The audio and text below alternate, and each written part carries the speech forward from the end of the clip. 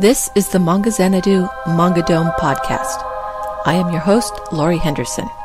Join me on this journey into the world of manga, where a river of reviews flow through caverns of commentary down into the latest news. Welcome to the Manga Dome.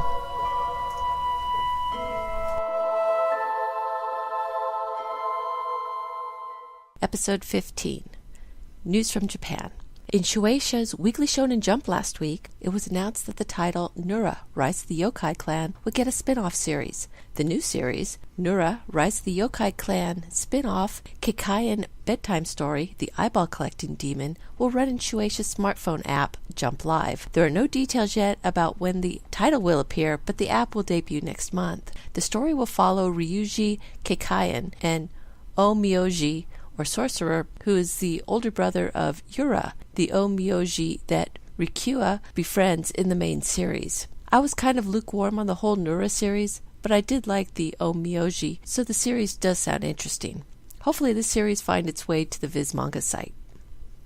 The artist for the My Little Pony Friendship is Magic manga has been announced. The August issue of Shogakukan's Puchigumi manga magazine announced that the manga creator team known as Akira Himakawa, will be doing the new series, which premieres August 12th. This is the same team that did several of the Legend of Zelda adaptations. I had enjoyed the one series of these I had read, so I'm expecting their treatment of My Little Pony to be just as good. Tite Kubo, the creator of Bleach, the feature title for this podcast, announced in the latest issue of Shueisha's Weekly Shonen Jump that the series will be taking a 5-week break. Kubo is using the time to start work on the title's finale, Seinen Kessenhen Keitsubetsu Tan. The series is currently in its final arc, which started in September of last year. The first 3 volumes of this arc have been released, starting with volume 55. I'm actually relieved that Bleach is finally coming to an end. It's a series I started out loving but went downhill much like Naruto, but unlike Naruto, wasn't able to recapture the charm from the beginning. I just hope it ends memorably in a good way. Viz Manga Top 10. Shoujo keeps its edge on the top 10 list for the week of July 2nd, 2013. Apparently, due to the San Diego Comic-Con, there was no compilation for the week of July 9th, 2013. The top spot goes to Kare First Love Volume 5, which debuts at number 1, up 2 from Volume 4's last spot at number 3. Beauty Pop Volume 2 moves up another 5 spots to come in at number 2, while Alice 19th Volume 3 debuts at number 3. The first shonen on the list, Case Closed Volume 16, comes in at number 4, while From Far Away Volume 11 drops 2 spots to number 5. Guns Blaze West Volume 1, Watsuki's series after Rurouni Kenshin, debuts at number 6. Flame of Recca Volume 17 moves up 3 to number 7, as Mixed Vegetables Volume 1 debuts at number 8. Red River takes 2 volume steps back as Volume 10 comes in at number 9, and Yakitate Japan Volume 12 rounds out the list at number 10. Digital truly shows itself to be the refuge of out-of-print titles, as the list is dominated by Case Closed, Flame of Recca, Kare First Love, and From Far Away. This may be the first list that doesn't have any current titles in the top 10. Every single one of them is from an older series that has completed its run and or may be out of print. This is the true power of digital. There was just one new title added to the site this week. Happy Hustle High is a 5-volume shoujo series by Rie Takada, who is the creator of a few of Viz's other titles, Punch and Gaba Kaba. It's a story of Hanabi Ozora, a 16-year-old tomboy at an all-girls school that gets integrated with an all-boys school. Hanabi falls for a student council member, Yasuaki Garaku, who has proclaimed to have no interest in girls. Hanabi joins the student council hoping to change his mind. The series was originally published in 2005 and is another perfect addition to the digital library. And speaking of digital libraries, Viz has added another platform to theirs, the Kobo e-reader. At launch, they are starting out with over 500 volumes available in the Kobo e-book store, but should catch up with all of the releases and will have new titles available every Tuesday. I'm glad that Viz continues to get their manga out on other platforms. This is the way ebooks should be, available for anyone to pick up and read and never limited because of platform. I just wish Viz hadn't taken so long to figure this out. Bleach It Out. I've been reading Bleach since it first came out in 2008. I bought the first 21 volumes religiously, absolutely loving the whole Soul Society arc and watching Ichigo's evolution throughout it. And then Bleach was moved to Shonen Jump magazine, starting with the Vizard Hiroko Mundo arc. I was still reading Shonen Jump at the time and continued to read Bleach, but I wasn't happy about it. I wasn't happy about the move from bi-monthly volumes to monthly chapters, and I wasn't happy with the new arc. It introduced Emo Ichigo, who I despise, and started the seemingly never-ending Hiroko Mundo arc. This arc took 26 volumes, the most of which was long, drawn-out battles that got boring very quickly. It was also around the last third of this arc that Shonen Jump made the huge leap to getting within 2 weeks of the Japanese chapters. Anyone like me who was just reading the Shonen Jump issues missed all of the chapters through the end of this arc and the entire Fullbring arc. While Viz did speed up the release of volumes, I didn't care enough to pick them up. I did, however, receive some for review, though most of them were not consecutive. I received volumes 39, 44, 45 of the Hiroko Mundo arc, 49, 52, and 53 of the Fullbring arc, and 55, 56, and 57 of the current Quincy arc. I decided to read these volumes without looking up about anything in between and see if I missed anything. I have to say, I really don't think I did.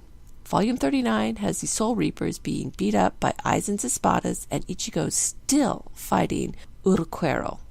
Yes, I know this is his second fight, but since from the moment he enters Hiroko Mundo to now has just been one big fight, who would notice? Jump ahead 4 volumes and what's going on? Ichigo defeats Uruquero, but there's still one more Espada in Hiroko Mundo that has to be defeated. The Soul Reapers are still being beat up by Aizen's men, but now it's one of their former captains, Tosin, whose motives is finally revealed, and it's really a petty one compared to what he gives up for it. Volume 45 has the arrival of the 2 leaders, Aizen and Yamamoto, the captain general of the 13 companies. And guess what? Yamamoto, along with every other Soul Reaper captain, just gets trounced by Aizen. Aizen is the enemy that seems impossible to defeat, a trope that has been used so much lately that I despise it now. So Ichigo has 3 volumes to get a power greater than his and defeat him. I don't really care about whatever training Ichigo had to go through to get whatever power he needed to stop Aizen, but it would have been nice to see the end of Aizen. I'm also kind of curious about what happened to Jin, the other captain who followed Aizen, but that's about it for this arc. The Fullbring arc, of which I read half, volumes 49, 52, and 53, is the biggest waste of time I can think of. It's a mere 6 volumes long, and it is full of whiny, emo Ichigo. He's lost his spiritual power and is now moping around while everyone else still fights hollows. So, of course, he's going to jump at the chance to get them back, despite the shady people he has to get involved with to do it. The whole former Deputy Soul Reaper story just screams Yu Yu Hakusho, and I really didn't care after Volume 49. Volume 52 just pours on the emo as all of Ichigo's friends are turned against him. What really makes it so sad is that all through this arc, Ginjo keeps telling Ichigo to quit whining, and after his Fullbring is stolen and breaks down, Rukia has to tell him to quit crying. It's like Kubo has acknowledged what a little brat Ichigo has become, but not really doing anything about it. The whole reason for Volume 53 seems to be to redeem the Soul Reapers after the beatdown they got from Aizen and the Espadas, as they easily take down the Fullbrings. Kenpachi's battle pretty much sums it all. It lasts like 4 pages at the most, and with the arc ending at Volume 54, you just know the rest of the captains won't have a problem, and Ichigo may struggle some with Ginjo, but will easily win. Ichigo has to get his powers back, and the Soul Reapers have to be raised up so that they can get beat down again in the next arc. The whole Fullbring arc feels like filler. It's got a lot of melodrama and pointless characters that if this was Star Trek, they'd all be wearing red shirts. It was absolutely pointless. Volume 55 is the start of a new arc and introduces a new threat to Soul Society. The Quincy's are back, and they are pissed. They are out for revenge against Soul Society, and they don't care if they cause a complete collapse between the human and spirit world. Apparently, all that's important to them is killing as many Soul Reapers as possible, and they want to do it dressed like German Nazis. Way to be subtle there, Kubo. Once again, we have Soul Reapers getting their butts handed to them. This time, though, it's because the Quincy's can steal their Bankai. Well, except for Ichigo's, of course. He's special, so his Bankai can't be stolen, and he has to be contained. Containing him also leaves Yamamoto free to be the badass I expected him to be back against Aizen, as he goes up against the leader of the Quincy's, Yawich. The full extent of his Bankai is finally shown, and it is pretty cool. Too bad it's totally wasted. But then, the manga isn't about Yamamoto, it's about Ichigo, so he's the one who has to save the day. While gaps in volumes in Shonen Jump stories can leave out some of the character development, it certainly doesn't leave many gaps in the actual plot. The bad guys are going to beat the side characters, and the hero is going to swoop in and either save the day or get his butt handed to him so he can train and then swoop in and save the day. Reading these volumes of Bleach, I don't feel like I've missed out on much. I could have skipped reading the full Bring arc volumes. A summary would have been sufficient. I was a little more invested in the Aizen arc since it's the one I've been reading the most of, but I could still do without 50% of the fighting. As for the Quincy arc, it's not off to a great start. It's reportedly the final arc, and I hope that's true. Ichigo really needs to retire. Bleach started out great, but hit a real lull with the length of Aizen's arc, but unlike Naruto, wasn't able to turn it around. For me, Bleach and Naruto hit the same lull with an emo main character, but Kishimoto turned Naruto around and has made the series one I'd like to read again. Ichigo never got out of his doldrums, so now Bleach is a series I just want to see end. If I were to rate these individual volumes, I'd give Volume 39 a 3, Volume 44 a 3.5, Volume 45 a 3, Volumes 49, 52, and 53 would all be 2, Volume 55 a 3.5, Volume 56 a 3, and Volume 57 a 3.5, all out of 5 stars. Thank you for listening to the Manga Xanadu Manga Dome podcast. You can find links to the stories and books discussed here in the show notes at manga.jadedragononline.com. You can email me with any questions at xanadu@jadedragononline.com or leave a comment on this post. Rate me on YouTube and follow me on Twitter at Manga Xanadu, all one word.